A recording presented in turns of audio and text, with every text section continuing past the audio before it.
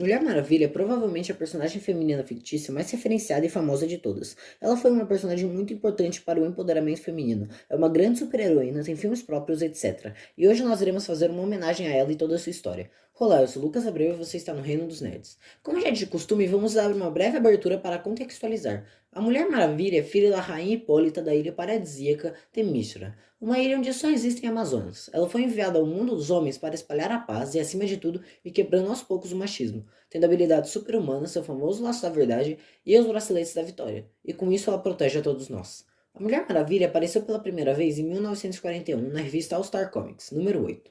Ela era tão secundária que nem aparecia na capa. A personagem foi criada por William Moulton Marston, inventor do teste de pressão sanguínea, que é bastante utilizado como detector de mentiras. Ele também era escritor, psicólogo, teórico e, claro, roteirista de quadrinhos. Olha o tanto de coisa que o cara era. E, inclusive, só a história do criador da Mulher Maravilha já renderia um vídeo por si só. Porque essa história é muito boa e meio peculiar. Ela foi um teste para. A Mulher Maravilha foi um teste para saber se daria certo colocar personagens femininas como protagonistas nos quadrinhos, algo que era muito raro na época. Ela rapidamente foi um sucesso e conseguiu sua própria revista. Outra curiosidade é que os braceletes da Mulher Maravilha eram inspirados nos braceletes de sua esposa. Voltando ao assunto, além de William ser seu criador, o desenhista da primeira história da Mulher Maravilha era Harry G. Peter. Sua esposa Elizabeth Marston acabou tornando-se co-criadora. Acontece que ele não tinha muito tempo para a família e acabou morrendo em 1947. Porém, o seu pensamento de que as mulheres podem ser iguais aos homens e que merecem respeito permanecem até hoje. Outra curiosidade é que antes de William morrer, por conta das histórias da Mulher Maravilha, houveram revoltas gigantescas contra os quadrinhos. As pessoas inclusive queimaram os quadrinhos e colocaram códigos de censura a eles. E William foi um dos principais a combater isso. Os quadrinhos só não são tão populares hoje quanto eram antigamente por conta dessa censura que houve. Inclusive, tem um quadrinho falando de toda essa censura, mostrando a morte de William e a censura vencendo.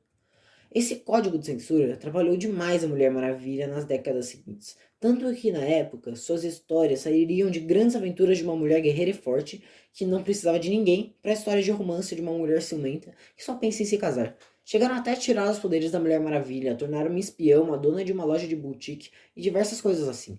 As coisas começaram a mudar quando a Mulher Maravilha apareceu na capa da primeira revista feminista dos Estados Unidos. Lá na capa dizia Mulher Maravilha para presidente. E foi quando os editores da DC perceberam que a personagem da Mulher Maravilha estava ligada ao empoderamento feminino, independente do autor morto ou não. Muitos anos se passaram e os quadrinhos se tornaram excessivamente infantis por conta da censura, com coisas ridículas como o Batman Arco-Íris, por exemplo. Com o tempo, o código da censura foi permitindo mais coisas, mais violência e até mortes. E com o código da censura quase sem significado mais, nos anos 80 houve a tão falada Crise das Infinitas Terras, que fez um monte de atrocidades no universo DC. Reorganizou a cronologia que na época estava uma bagunça, né?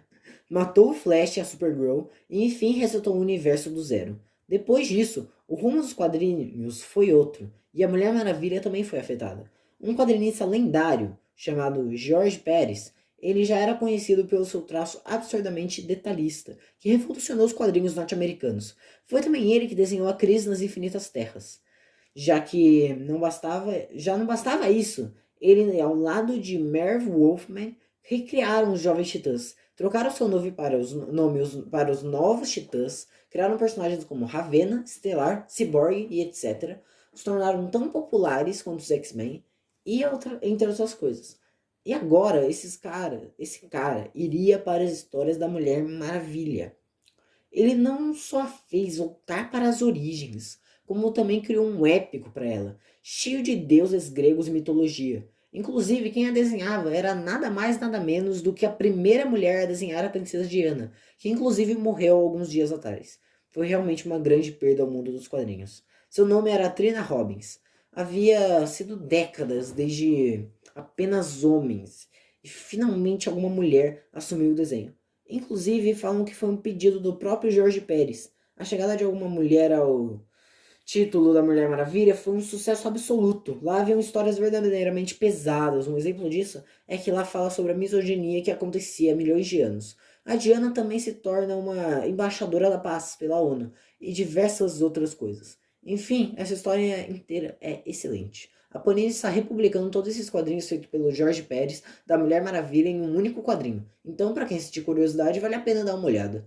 Depois disso, foi só melhorando com a personagem realmente se tornando o que era antes. Inclusive, há um quadrinho da Mulher Maravilha chamado Mulher Maravilha e Riqueteia, onde ela humilha o Batman, pisando em seu rosto. Depois de Jorge Pérez, ele lá também voltou a ser tão popular quanto o Batman e o Superman.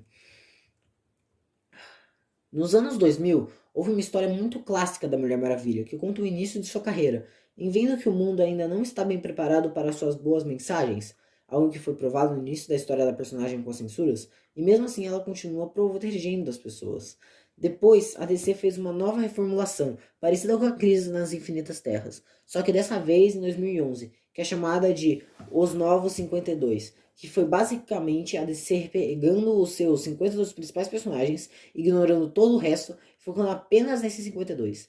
E é claro que a Amazônia estaria entre eles. Durante esse período, a fizeram ser uma semideusa e tornaram suas histórias mais aprofundadas em mitos gregos, as tornando mais épicas e heróicas. Depois ainda houve mais uma revolução da DC em 2015, que é chamada de Renascimento. Essas histórias da Mulher Maravilha inspiraram até os filmes lançados atualmente. Os quadrinhos da Mulher Maravilha já não são a mesma coisa, porém ainda conseguem entregar o espírito da personagem.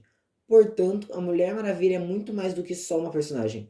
Ela foi uma mulher que já venceu o Superman e o Batman na luta. Segue o Darkseid, que é o maior vilão da DC, enfrenta exércitos inteiros, quebra o pescoço de Max Warlord, joga fora o laço da verdade dado a ela pelos deuses para salvar sua irmã, corta a cabeça de Medusa fora e o próprio Batman, mostrando que a Diana é a única super-heroína sem nenhuma fraqueza específica. Mas ela também não é perfeita, claro. Ela ainda assim tem problemas, porém está sempre em busca da paz.